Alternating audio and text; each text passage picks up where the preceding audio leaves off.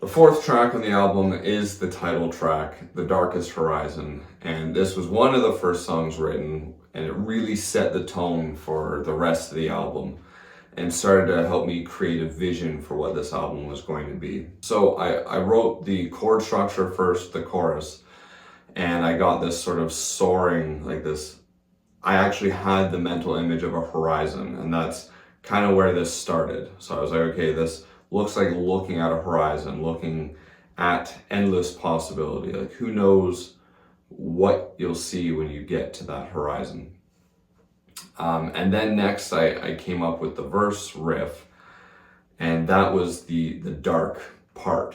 And really this was inspired by where society was at that point in time. And if you don't remember, there was still a lot of lockdown type stuff going on. There was a lot of controversy about medications people were being encouraged to take.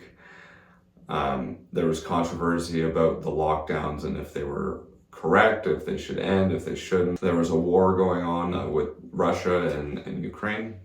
I personally had this feeling of how much is going to change?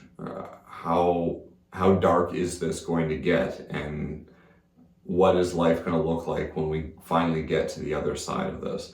And that became the theme. You had to leave the life you know behind and head into the unknown. That was the theme. And that's what became this track, The Darkest Horizon. So it's very dramatic.